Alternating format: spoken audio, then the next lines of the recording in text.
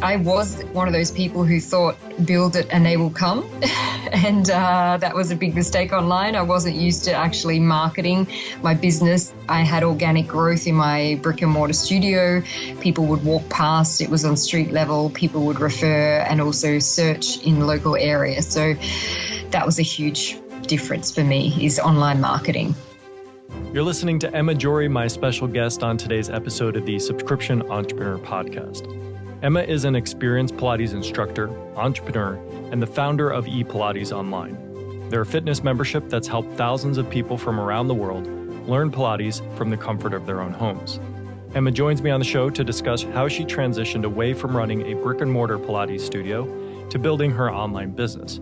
We explore the marketing strategies and content creation tips that helped her grow a thriving membership over the past 7 years.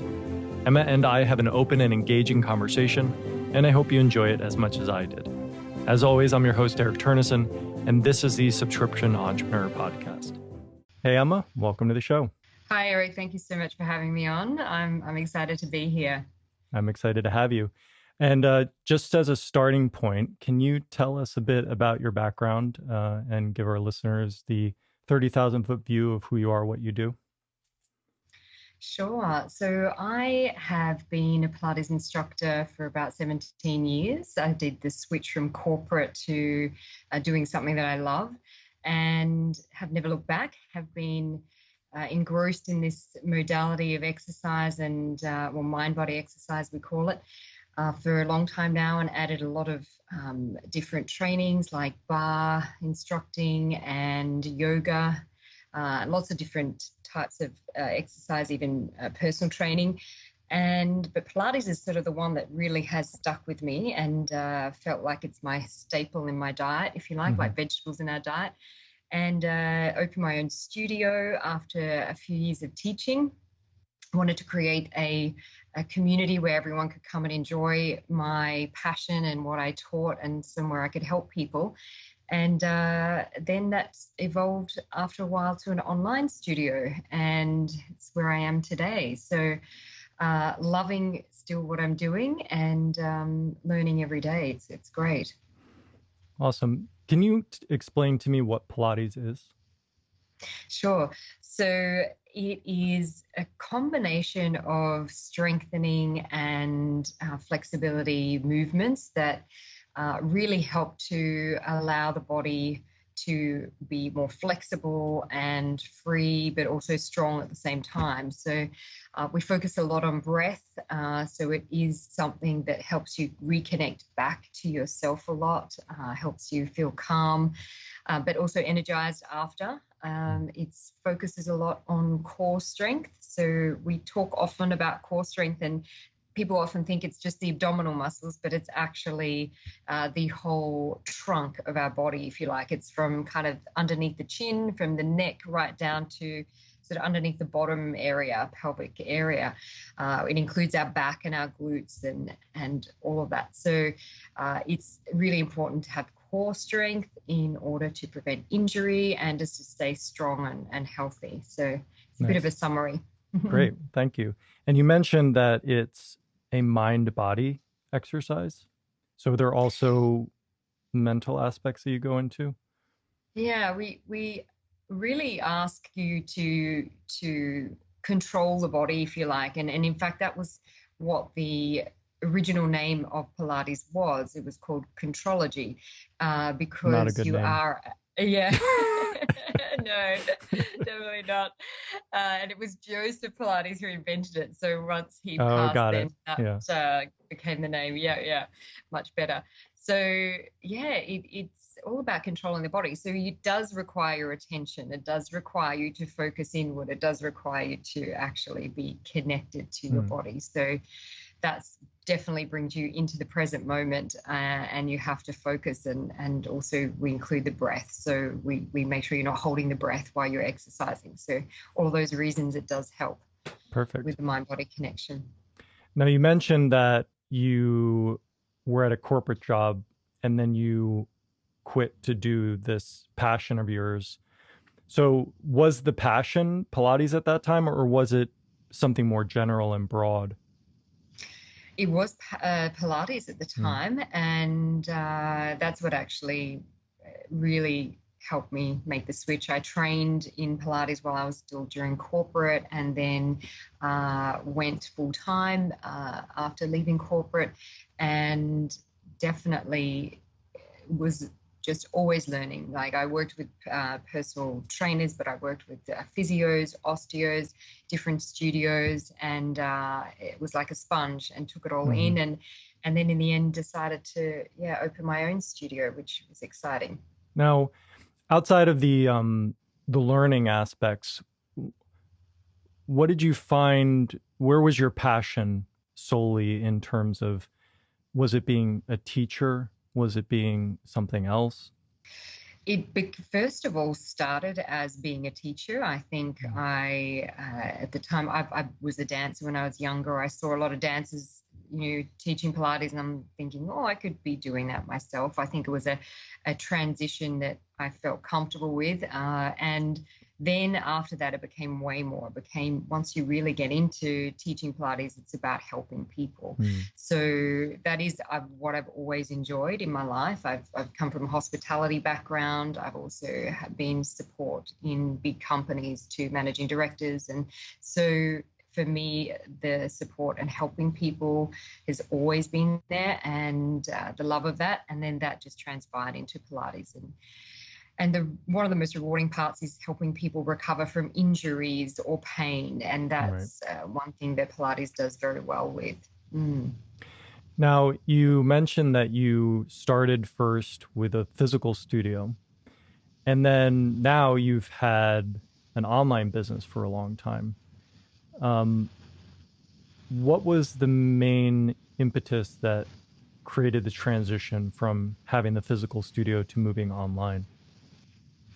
Yeah, I actually had my physical studio for about 7 years, 7.5 years. And I did go through a couple of phases of burnout. So I was, as I said, very happy and very keen on helping people. And I took that to a different level where I wasn't helping myself as much. So I looked after staff of about 20 in my business and clients before myself. Even though I was in the health industry, I took my workaholic tendencies with me and burnt out a couple of times. So for me, I went through a phase of knowing that I had to peel back at some point, which I did do because my partner at the time, we're now married, he moved overseas, and eventually I followed him. I sold my business and left, but Australia to now be in Malaysia. But during that transition, I traveled a lot. So I had to set up systems and processes to allow the business to still operate when I was away. So that was a good way to remove myself and also take a step back. When I finally sold my business and moved to Malaysia, I realized I needed to do something different. Not only did I not know how long we would be living in Malaysia, but so whether I could set up another brick-and-mortar studio, but I also knew I didn't want to go down burnout phase again. So online was a very interesting option for me at the time. There wasn't as many, obviously, as there are now. That was 6-7 years ago. And the transition was a little challenging at first, but it has definitely been worthwhile the journey. So if you would kind of compare the two, like, what are some things that maybe you miss about physical versus online, and what are some things that you prefer about online versus physical? Yeah, I do have a little bit of a mix. I still teach some face-to-face, and nothing really compares to being able to connect face-to-face with people. I think that is, the ultimate in terms of obviously human connection relationship, but definitely online has an amazing ability to help so many people, so many more people. And that was also part of my goal, is how can I reach more people? Because when I wanted to get back into teaching again, when I was living in Malaysia, I realized I can only help so many people, and that was a huge part of it. So I'm helping people from America, from UK, Asia, Australia, and that's priceless, really, to know that your knowledge and teachings can be shared to so many people. Yeah, and for help sure. so many people. Yeah. Yeah. I'm just looking this up because like a few episodes ago, I talked to a chef, and there were similarities in his story where he was basically working physical kitchens for a long time. He opened up his own things, and then he also moved to an online platform to be able to help a larger group of people, just getting to this point where you reach a certain level of, for lack of a better word, mastery with your thing, that it becomes restrictive to have to do everything in the physical. And it kind of seems like it's a natural evolution for people in all different kinds of businesses to make that transition. I agree. And actually, I listened to that podcast and I loved it. And I resonated a lot with that. So thanks for sharing that story. And I did want to reach out to I can't remember the man's name now, but Jamie reach out to, Jamie Raftery. yeah. And I was just trying to look up where, because I was like, because I know he's somewhere exotic too. And I was like, is it Malaysia? Thailand, I think. Thailand. Thailand. Okay, got it. We're neighbors, yes. Okay.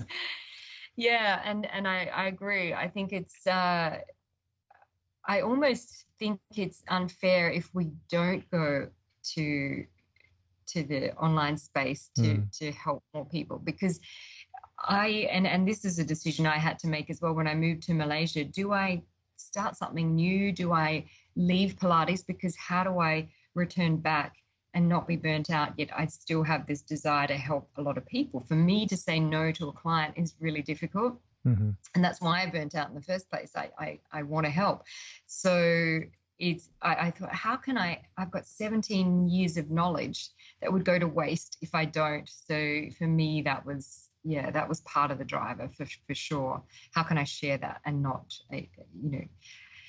and for people not to miss out on that information. Right. And I think it's important too, as entrepreneurs, like we have to stick with our growth edge too. And sometimes burnout can be a symptom of we've lost some sort of alignment in terms of our true passion, maybe. But I think that's an oversimplification. It's like I think for me, like passion is not a static thing. It's an alignment. It's a tuning in to guidance and resonance. And I think, especially when we're on journeys that are decades long, it can be easy to get into a rut, get into a place where maybe X years ago, it was the new passion thing. It was the place for us. But then I struggle with this all the time. Like this calcification happens over time. Like it becomes habitual. And then a lack of consciousness can come in, a lack of awareness, and not tuning in. It just becomes, oh, this is just what I do. And then one day you're like, wait, where's the thing? Where's the spark? And I think part of that is being willing to listen to our guidance. And I think a lot of times a good indicator that we're following it is that there's some discomfort associated with following it. So I wonder what you think about that, first of all, and then also, what were some of the things that were maybe uncomfortable for you when you started doing the online? Beautifully said. It's completely true. And I think, there was a time where in those moments where I thought I would potentially give up Pilates. And I remember listening to a teacher, one of my teachers, saying that one day, and I thought, how can you even contemplate it? I was new into it, and wow, I just can't envision it. And I completely get her, because you really want to feel that passion, that level of passion that you once had, or that you can have. And I fully agree with you. And it's interesting because, if we do take a step back or we pivot slightly, we can reignite that. I took a little bit of time off, and then, as you know, went online, and it also does help to get that spark back when you have that more energy and, like you say, more alignment to yourself. So taking the time out for yourself, doing things you love, reconnecting again in other ways, I think can also help keep your spark. I'm also studying again. I think for me, in our industry, we have to always continue our studies. We have to be learning new things to teach our clients new things. And so when you can still find new things to add to your tool basket, I think that's one way us as teachers can keep that passion. Yep. I guess for me, going online was scary at first. It was one thing to teach a class to 10 to 70 people I've taught at one point in one room, but to actually being exposed to the world, even though not everybody's seeing you at first, I think you think that they are, but right. Not everyone sees you.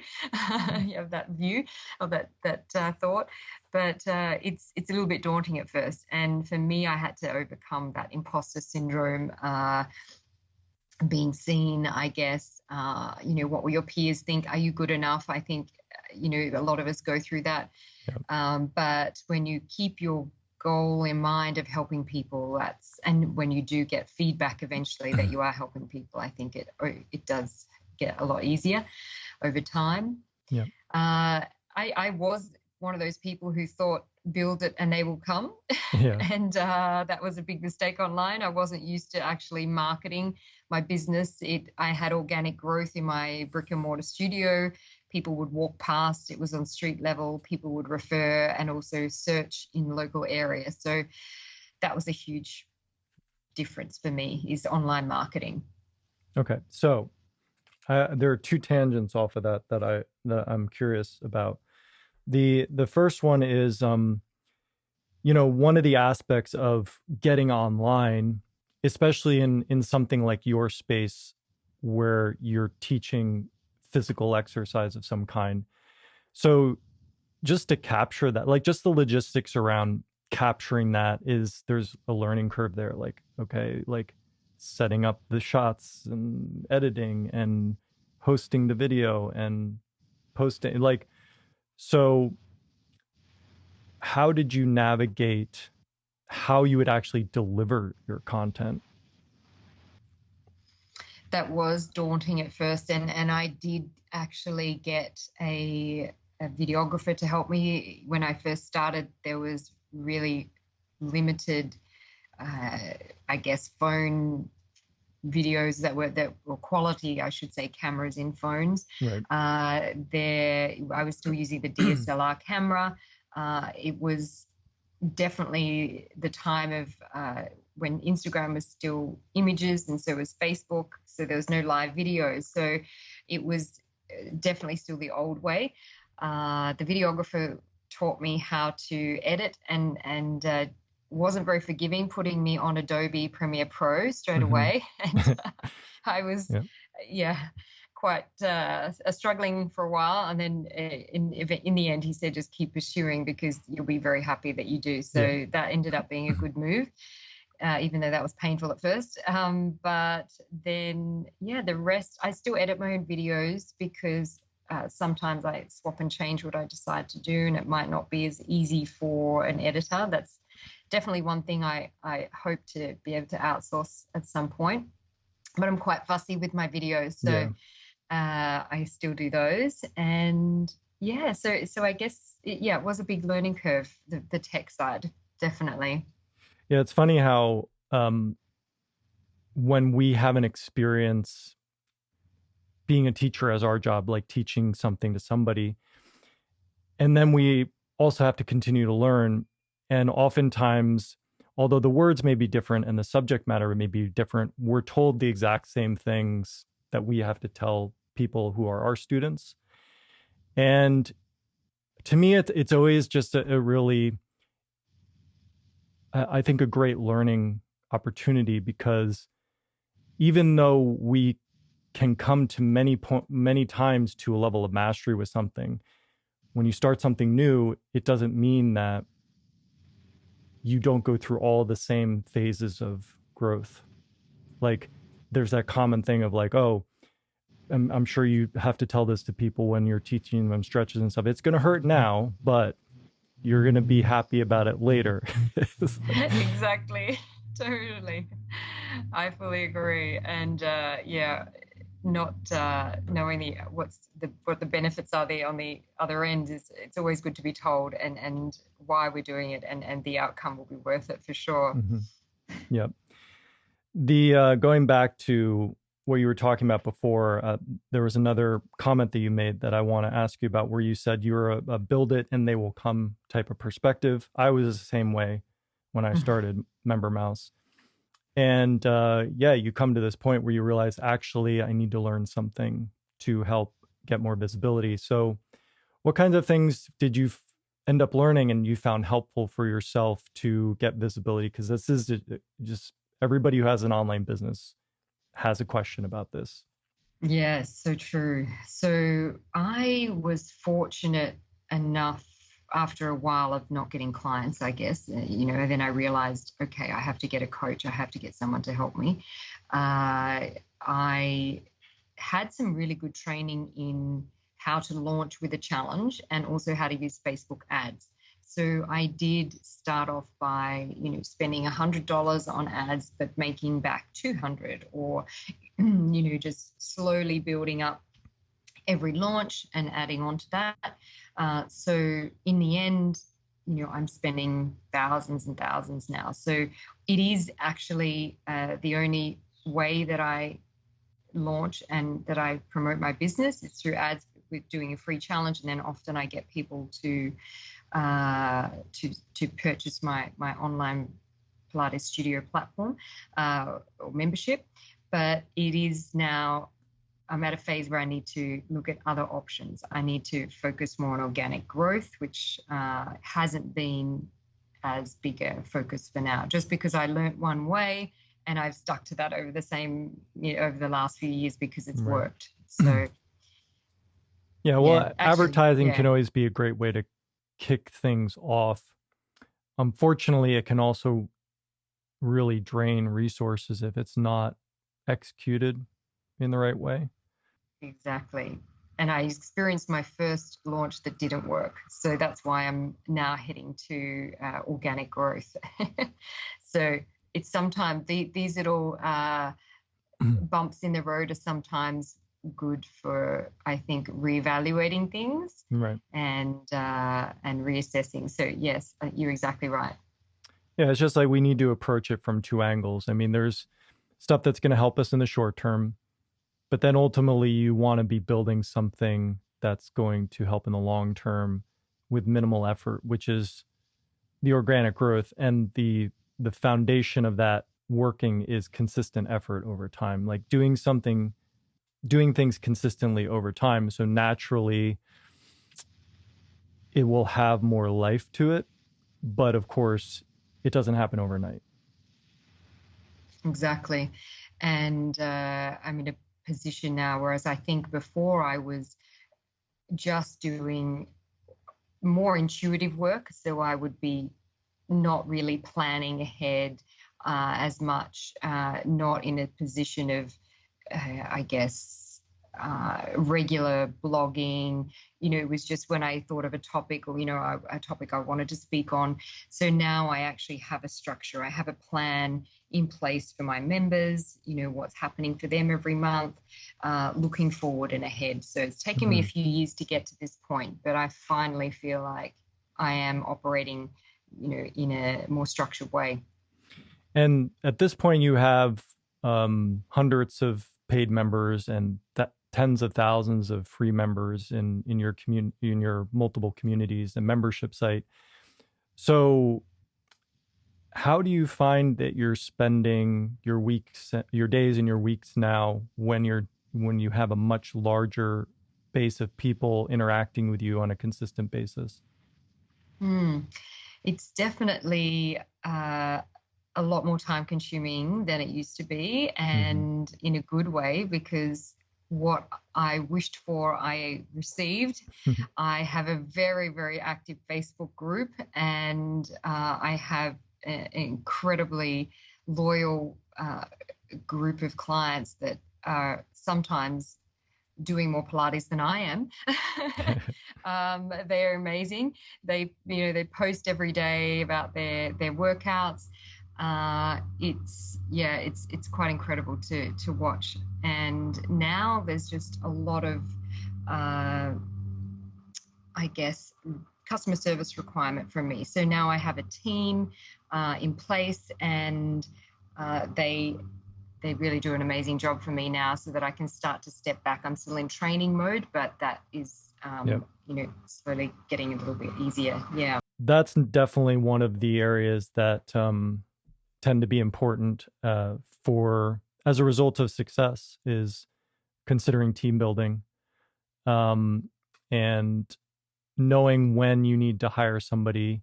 And then, of course, once you know you need to do that, how do you do it? And getting the experience of doing it. So in your journey, how do you approach that, determining when you need somebody, and then how do you go about it? So I realize now I need to level up and remove myself from that day to day, even though I'm one to give free advice. Often I'm always there for my clients on the other end of the email or messages.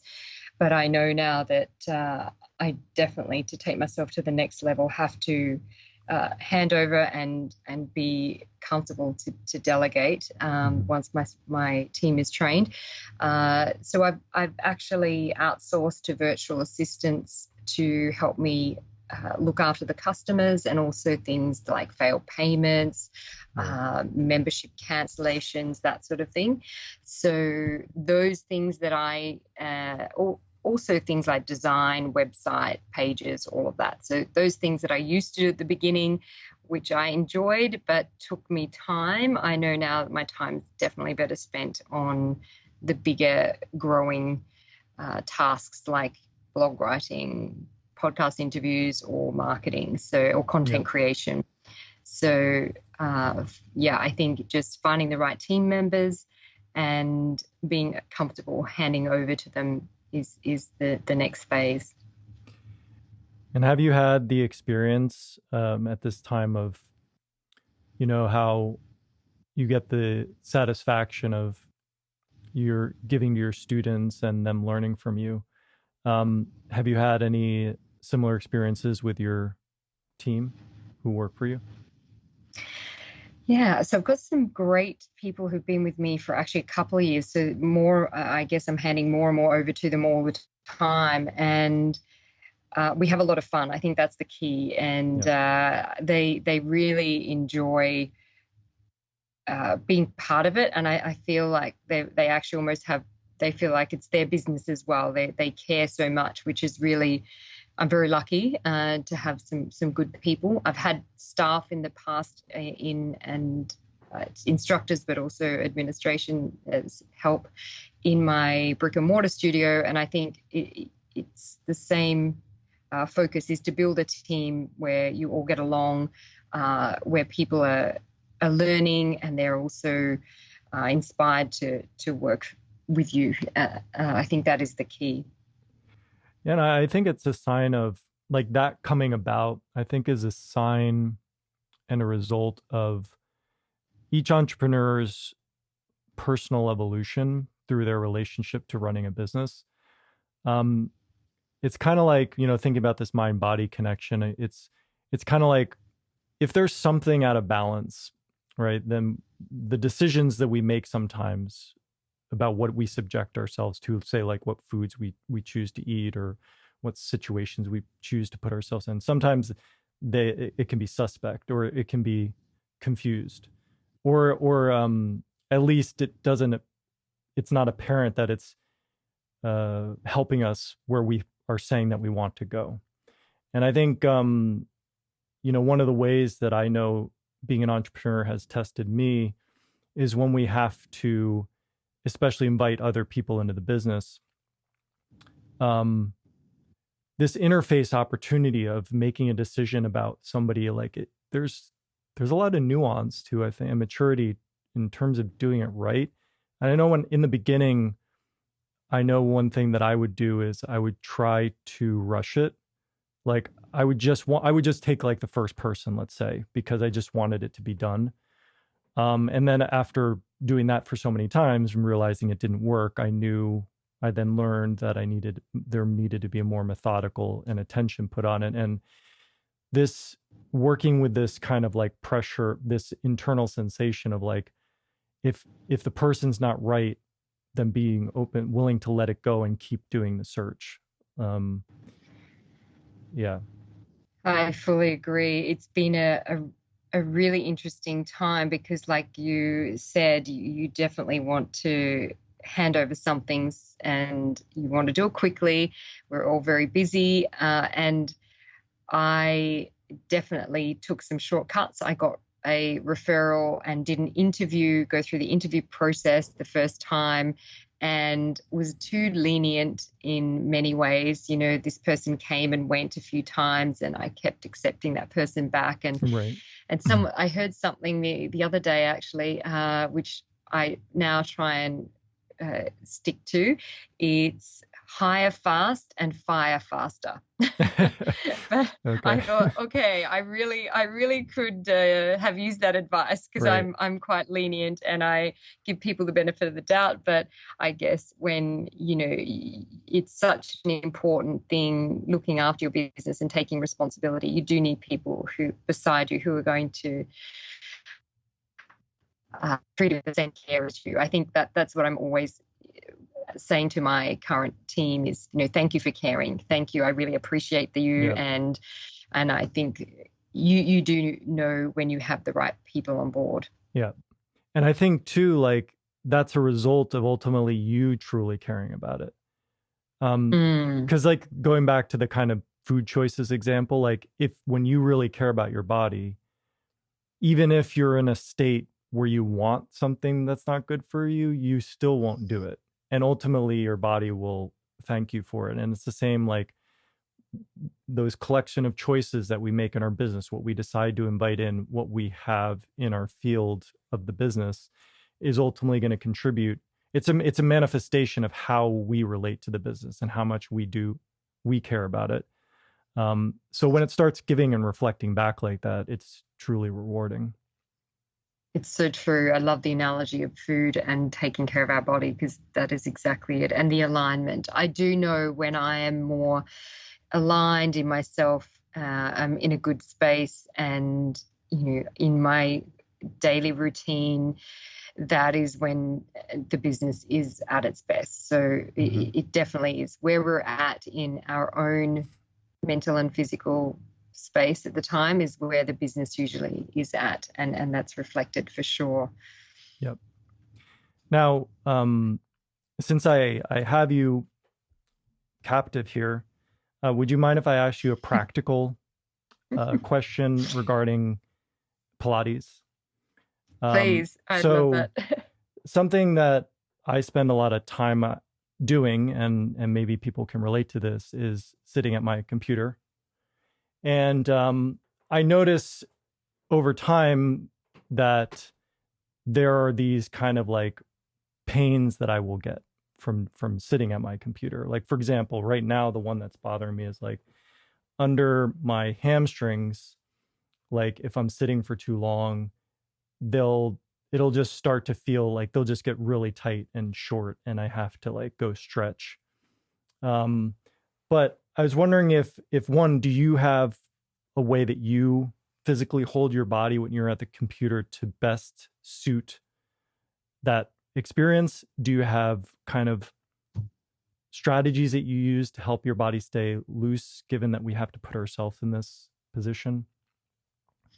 Yes, great question. And well done for taking breaks and stretching. It's something that we can easily forget about if we're too engrossed in the task at hand. I try my best to use a standing desk when I can, sometimes to give myself that little bit of a break. I do have a setup. It's not actually a specific desk as such. It's just a cabinet on top of my desk. But the option is there for me to stand up. I think that is a really good way to break up the tension that can form in the body. Another thing that I also recommend, and obviously a lot of people see this, is sitting on a fit ball just sometimes during the day, not for long periods because the body can't sustain sitting up on that movable base of support for too long. But a fit ball is, if it's set at the right height, is going to give you a little bit more softness in the hips, in the pelvis. It's going to allow you a bit of movement. So you can do some sort of hip circles and just release the body a little. Because I think when we're seated and we're, stagnant for so long, we're not actually, allowing the body that freedom it really needs. So there are a couple of tips. And my favorite kind of stretch is a glute stretch, actually. Hamstrings. Which ones are the glutes? Yeah, the bottom muscles. Got it. The glute muscle maximus. At the bottom. Gluteus, you got it. Gluteus maximus. Yep. That's one of my favorite stretches to do. And I think it does help when we're sitting for a long period. So that's a good quick go-to one. Nice. Okay. And I would imagine that Pilates in general, as a daily practice, at some point helps to keep the body nimble in general, such that if you do end up having to sit for long periods of time, it's not as much of a problem. Exactly. So we tend to have a little bit better posture if we are practicing Pilates. As I sit up tall, I'm talking to you. We do have a lot better support around our core, our trunk area, so we can withstand holding this position a little bit longer once we are practicing Pilates regularly. So it definitely has less effects on us when we are practicing regularly and we have to sit for long periods. Yep. And do you have courses available that go into some of these exercises? Yeah. So my online Pilates studio membership is called the Core Fit Club. And this is actually the same program I launched with back in 6-7 years ago. And it's still going strong. And this program actually helps people of all ages. I have members who are 18 right through to 79. I heard the other day one of my clients I didn't even realize. She's incredible. These clients work out regularly, doing Pilates, yoga, and barre. So I have a mixture of classes available. But also I offer tutorials. So I believe that when you actually know why you're doing an exercise or a routine or some kind of workout, that you actually tend to do it more regularly. So I think if you understand the why behind it, you're more likely to continue. Yeah. So I teach people that, So the Core Fit Club is available for people of all ages. Cool. Now, is there anything that you think would be helpful to more beginner entrepreneurs, like some advice that you might say to them when you were in a position like that, something that might have been helpful for you to hear? Starting out, I think, is really important to recognize where you're at and to not rush the journey.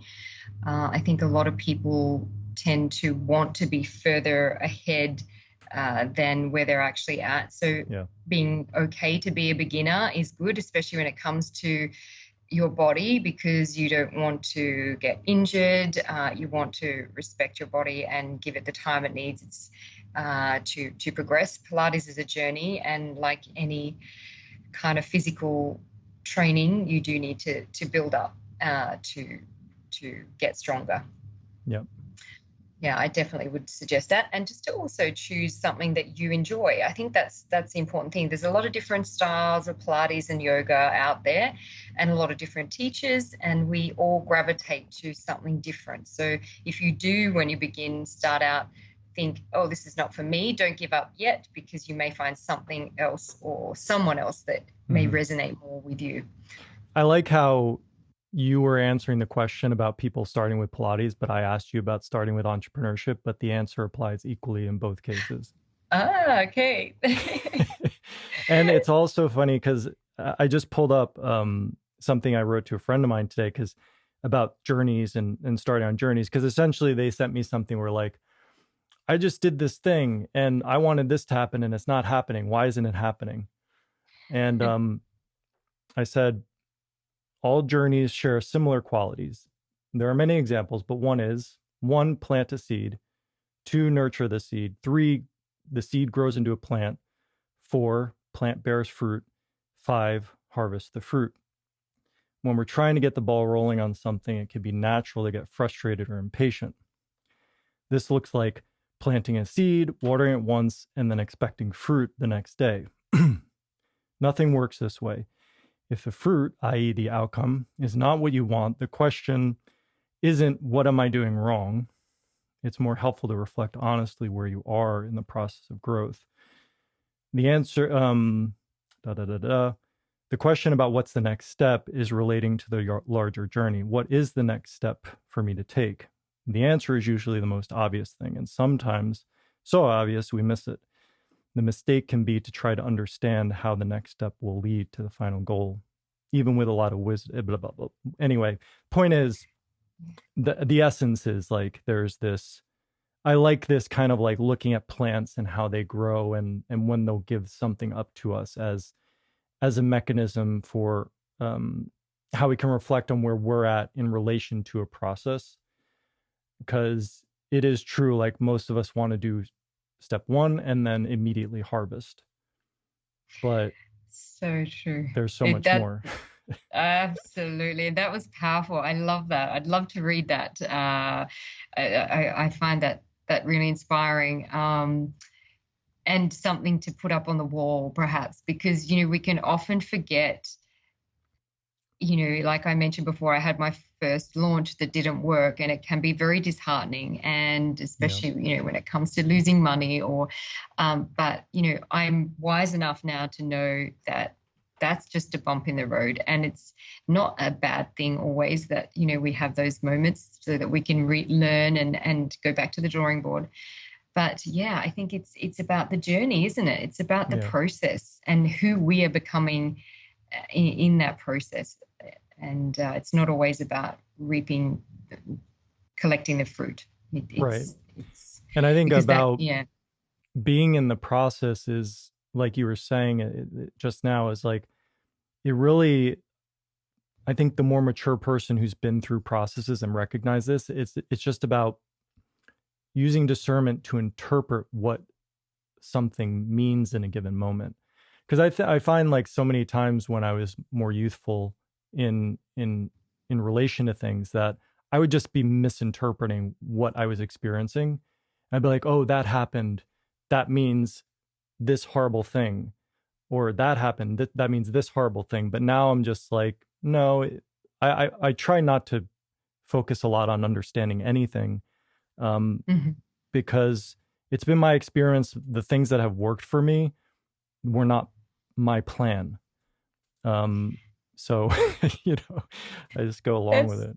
That's true. I agree. I've experienced that before, and you have to be ready for the unexpected, don't you? And just be very open to different things coming your way and pivoting and surprises always. I agree. Yeah, and not thinking that something, because I'm sure we've all had the experience where we thought in a moment that one thing was bad and wasn't going to help us reach a goal. But ultimately, when we look back in retrospect, it might have been a turning point, or it might have been something that helped us, maybe because we learned something, who knows what. And the opposite can also be true, where we think something's good, but then in retrospect, it's like, oh, wait, that took me down this whole path of darkness to a dead end that I had to escape from, you know. That's right. Exactly. I love all those analogies and reflections, because when we are getting busy in our journey, we can sometimes not stop to think as in depth. I really love these conversations. Yeah. Well, the thing is, we always want to know. Yep. Is this going to work? What do I need to do? Which are all good questions, but I think it really did a number on me when I was starting my business, like living in that world where I would just be constantly like, when is stuff going to happen? When is stuff going to happen? What do I need to do? What do I need to do? And it just, that kills passion, if anything else. It really does. And this is how we say it, comparisonitis is also another one. Not looking at somebody else's journey, who is further along to ours, is another one. To be comfortable in the growth, in the time that it takes us, and knowing that we all have a different path as well, don't we? I think is also a good one to remember, that we all come to the table with different experiences and we have to learn different things. So knowing that, I think, is also reassuring. Yeah, for sure. It's not a straight line. Yeah. Yeah, I know as an artist, like I feel like I learn a lot from how I approach being an artist, and how I compare myself with others, and how I observe myself going through that process. Because I'll like sometimes I'll listen to other people's music and I'll be like, oh wow, that's amazing, and it doesn't stop there. And then I'm like, oh well, mine's not as good at that, or I could never write that. And then that leads to self-doubt and like this place of loss of inspiration, because now it's the comparison. Where that's when I'm in the kind of like the dark side of it. When I'm in the light side of it and I listen to something that's nice, I'm like, wow, that's really nice. It's so great that we can all be artists and we can all create good things, and they're all good. And that's it. I know. I totally feel the same. And it's interesting when we're in that good space, how we can accept it. And so it goes back to the whole alignment, doesn't it? It's when we are feeling aligned, when we are feeling good in ourselves, our true nature, our which is love, and it's all about trusting ourselves and following our intuition. So all of those things seem to show up when we are in that good space, and we don't have the fears and the doubts as much. Right. Yeah.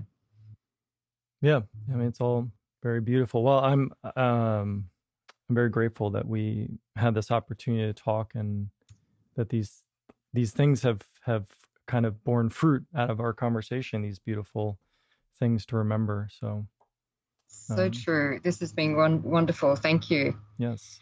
So as we wrap up, I mean, can you share where our listeners can learn more about you? Yeah, I'd love to support anyone who needs help with their stretches during their day while they're doing their long hours at their desk. I can be found at ePilates online. So that's E for Emma or electronic. It started out, but everyone's now online. So the ePilatesonline.com, and there's a lot of information there. They can try out some free classes, your listeners. There's a free quarantine Pilates pack, which I had available during lockdown, and it's still there, so they can enjoy a free pack of 20 classes anytime they want to sign up to that. It's free for them. I'd love to help out anyone who would like to learn more about Pilates. Great. Thank you. And also, when your body feels good, your mind will feel good too, which will help with your business. Absolutely. And everything else. So that's a nice slogan. I might have to steal that one. Go ahead. You just put an E at the front of it for Eric. Yeah. Love it. Great. Well, thank you so much, Emma. I really appreciate you coming by. Thank you for your time. I love chatting. Thanks, Eric. Thank you so much for listening to my entire conversation with Emma. I hope you're feeling inspired and excited about what's possible for your life and business. Many thanks to Emma as well for coming on the show and opening up about the highs and the lows of her entrepreneurial journey. To get the links to all the resources we talked about in this episode, you can head on over to subscriptionentrepreneur.com/179. There you'll also find complete show notes and a downloadable transcript of our conversation. And if you've enjoyed this episode and would like to hear more engaging interviews with successful entrepreneurs, experts, and authors, be sure to subscribe to our podcast on iTunes, Spotify, Google Play, or Stitcher. We have a growing library of engaging episodes with many more to come. Thanks so much for being here, and we'll see you next time.